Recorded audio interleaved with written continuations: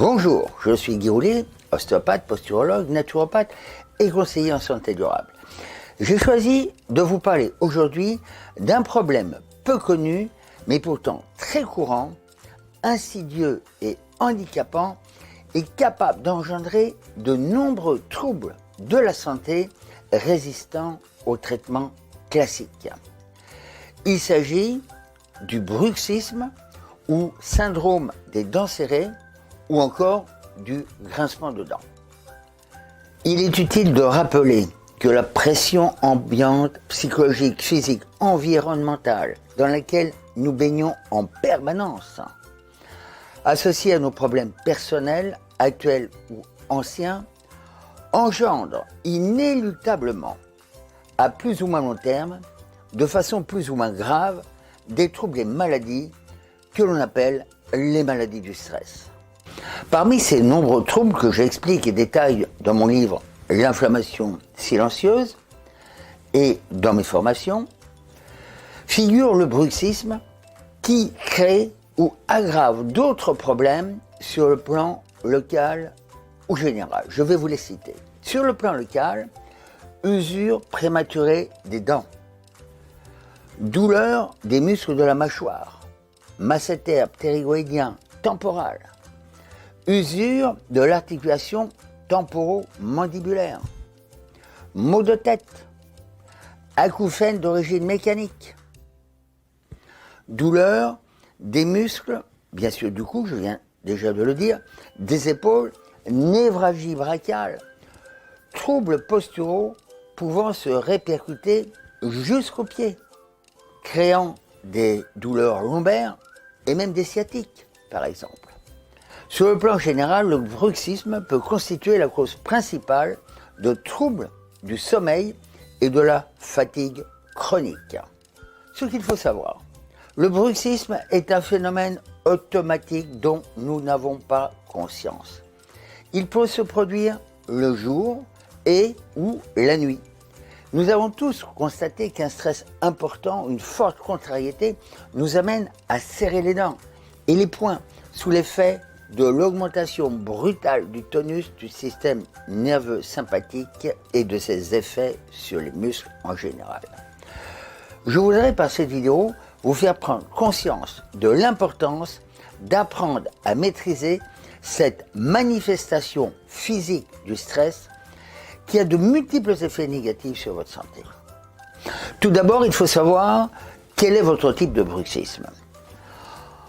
On va voir d'abord l'horaire. Le bruxisme peut être diurne, c'est-à-dire le jour, il se produit le jour, ou nocturne, ou combiner les deux. Le bruxisme diurne se caractérise par des contractions musculaires des muscles de la mâchoire maintenues pendant plus de 2 secondes qui se manifestent de façon réflexe et donc inconsciente à chaque situation stressante, à chaque contrariété, s'aggravant au fil de la journée. Le bruxisme nocturne est la forme la plus redoutable car elle entraîne une destruction des structures par la combinaison de mouvements, de serrements et de frictions, le grincement dentaire n'étant signalé par l'entourage que dans 50% des cas. En second, la direction est très importante. Vous avez le bruxisme vertical, comme ceci, de type serrement, centré. Mais les mouvements peuvent être horizontaux, latéraux ou antérieurs. Il s'agit de bruxisme excentré. Le bruxisme primaire ou secondaire. Le bruxisme primaire ou essentiel s'explique par un trouble du système nerveux autonome et se caractérise par une hypertonie des muscles de la mâchoire, serrement dentaire dans la plupart des cas. Il s'agit dans ces cas d'un déséquilibre neurovégétatif entre les deux systèmes, sympathique et parasympathique, avec prédominance permanente du système sympathique tonique. On appelle cela la sympathicotonie, qui crée une contraction, donc comme je l'ai dit, exagérée des muscles en général et des muscles de la mâchoire en particulier. Le bruxisme secondaire résulte quant à lui de troubles neurologiques ou psychiques et se manifeste le plus souvent par une friction dentaire. Alors il faut signaler aussi le rôle de la dopamine, important car elle intervient dans la coordination motrice en régulant les mouvements stéréotypés et donc dans le contrôle des troubles moteurs pendant le sommeil. Il peut y avoir aussi une carence en sérotonine qui joue aussi un rôle important dans les mouvements incoordonnés lors des micro-réveils. Cette hormone peut être mise en cause chez les personnes anxieuses ou dépressives. Il peut y avoir aussi des perturbations au niveau des neurotransmetteurs et qui interviennent aussi dans la physiopathologie du bruxisme. La GABA, G-A-B-A, acide gamma-aminobutyrique, permet en effet l'ouverture des canaux ioniques qui permettent de réguler le tonus musculaire. C'est un peu compliqué, mais vous voyez, rien n'est simple au niveau de la santé.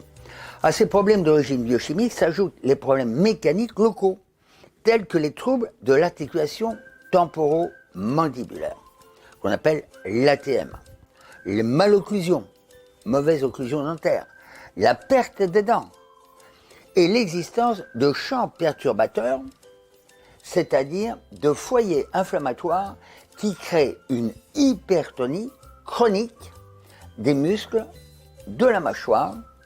Signalons aussi les suites de chirurgie et de radiothérapie de la sphère ORL, et enfin l'apnée du sommeil.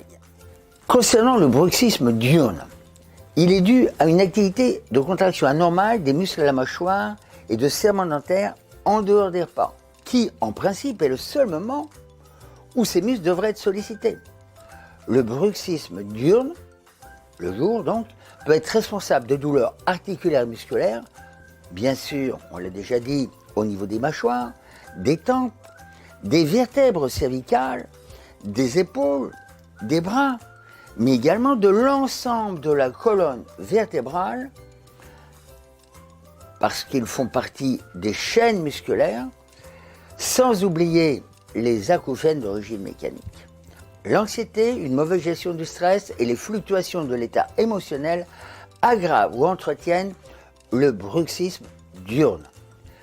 Fréquemment, le bruxisme est associé au mordillement des lèvres, de la langue, de la paroi interne du joug. Le bruxisme et les douleurs associées sont souvent en relation avec des troubles posturaux qu'il faudra systématiquement rechercher au niveau des pieds, des genoux, du bassin, de la colonne vertébrale ou de la tête. Une douleur au niveau des ATM, articulations temporomandibulaires, signe l'existence d'une usure arthrosique des cartilages articulaires, accompagnée ou non de craquements ou de claquements à l'ouverture de la bouche. À signaler que 25% des enfants atteints de migraine chronique présentent aussi des signes de bruxisme. Les troubles du sommeil, tels que l'insomnie, les mouvements involontaires des jambes, les troubles respiratoires, tels que le ronflement ou encore le SAOS, syndrome d'apnée obstructive du sommeil, sont fréquemment associés au bruxisme du sommeil. Enfin, les troubles du sommeil et le reflux gastro-œsophagien cohabitent souvent avec le bruxisme nocturne, témoin d'un état de stress chronique responsable du spasme du diaphragme thoraco-abdominal et de hernie par glissement dont je parle dans une autre vidéo. Le traitement du bruxisme doit être multidisciplinaire car si vous en souffrez, vous devez être pris en charge dans votre globalité, tant sur le plan dentaire que postural, alimentaire, psychologique et environnemental. Le traitement préventif doit s'attacher à stopper la progression du phénomène d'usure et de restaurer en même temps une meilleure fonction dentaire. Ensuite, l'entretien est très important car le risque de rechute est important.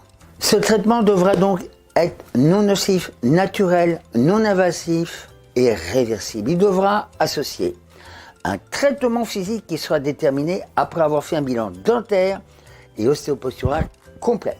Il comprendra la fabrication d'une ou deux gouttières de relaxation, une supérieure ou une inférieure, l'ostéopathie générale et crânienne, les massages locaux, la pose d'aimants décontractants au niveau des muscles de la mâchoire, des exercices d'étirement et posturaux, l'apprentissage d'une ou de plusieurs techniques de relaxation ou de méditation. Mais j'insiste surtout sur le port d'une ou deux gouttières de relaxation. Cette gouttière peut bien entendu être fabriquée par votre dentiste, surtout si vous avez de grosses déformations. Par contre, dans les cas légers, vous pouvez utiliser une gouttière thermodéformable que vous pouvez confectionner vous-même à partir d'un kit de qualité médicale qui est en vente libre sur Internet. En complément, il est indispensable d'adopter une alimentation anti-inflammatoire et anti-stress et de supprimer tous les produits excitants et toxiques pour le système nerveux. Voilà, c'est tout ce que je vous dirais sur ce sujet qui est très complexe, qui est très difficile d'accès même pour les professionnels, mais dont vous connaissez l'essentiel aujourd'hui. Si vous êtes concerné, eh bien, allez consulter votre dentiste pour qu'il fasse un état de votre dentition. Allez consulter un ostéopathe qui après vous donnera la marche à suivre. Si cette vidéo vous intéresse, n'oubliez pas d'appuyer sur j'aime. Si vous n'êtes pas abonné, abonnez-vous, mais surtout appuyez sur notification pour être prévenu dès la prochaine vidéo. Maintenant, si vous voulez en savoir plus sur le problème dont je viens de parler aujourd'hui, sur la posturologie, sur les problèmes de lombalgie, sur les problèmes de douleur, je vous propose des formations accessibles pour tous, dont vous trouverez les coordonnées ci-dessous. Voilà, je vous dis à bientôt pour une prochaine vidéo.